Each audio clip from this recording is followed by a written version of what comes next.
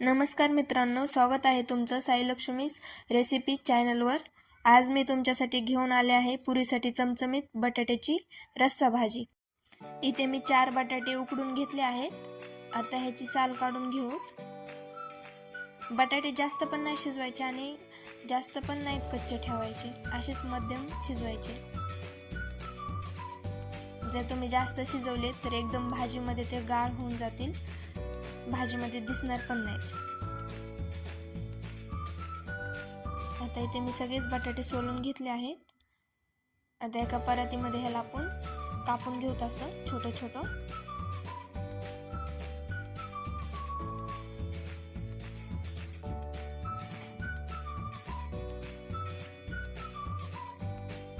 आता इथे सगळे तुकडे करून घेतलेत बटाट्याचे छोटे छोटे। आता इथे काट्याच्या चमच्यानं किंवा मॅगी खातात ना त्या चमच्याने इथे मॅश करून घ्यायचे हे बटाटे। तुम्ही मॅशरनं पण करू शकतात मॅश, मी इथे चमचा वापरलाय। आता एका कढईमध्ये तेल टाकायचं। तेल चांगलं गरम झालं की त्याच्यामध्ये मोहरी टाकायची।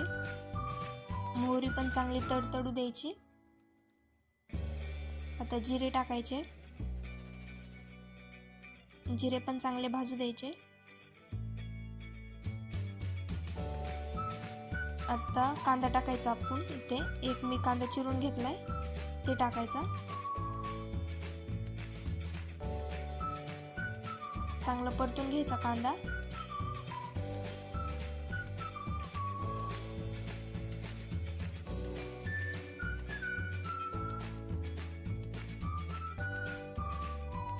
तुम्ही बघू शकता असा कलर झाला का कांद्याचा। आता ह्याच्यामध्ये एक टोमॅटो चिरलेला टाकायचा। टोमॅटो पण मिक्स करून घ्यायचा।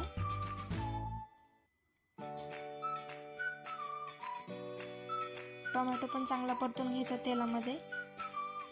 आता इथे हिरव्या मिरच्या टाकल्यात मी 2 अशा उभ्या कापून, थोडासा कढीपत्ता मिक्स करून घ्यायचा।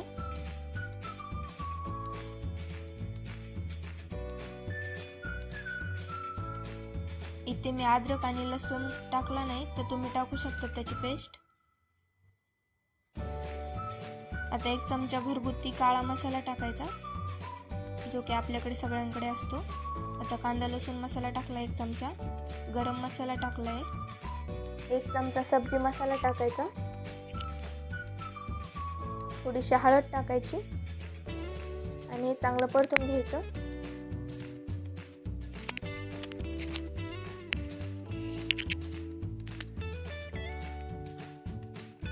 आता थोडासा वाटाणा टाकून घ्यायचा हिरवा,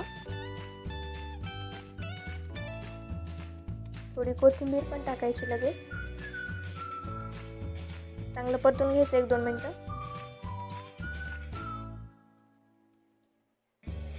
वाटाणे चांगले भाजेपर्यंत परतून घ्यायचं।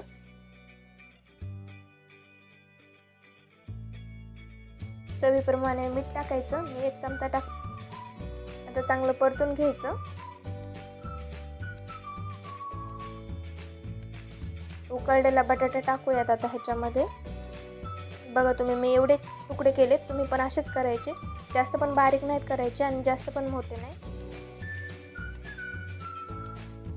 आता बटाटा चांगला तेलामध्ये मिक्स करून घ्यायचा, सगळे मसाले व्यवस्थित लागले पाहिजे।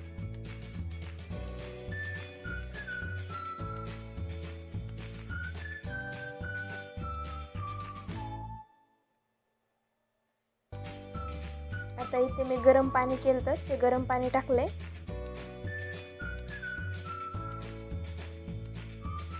गरम पाणीच टाकायचं, गार टाकायचं नाही, नाहीतर भाजीला चव येणार नाही गार पाणी टाकल्यास। तर चमच्याने चांगलं मिक्स करून घ्यायचं ह्याला। बघू शकता तिथे एवढीच पातळ ठेवायची, जास्त पण पातळ करायची नाही आणि जास्त पण घट्ट नाही।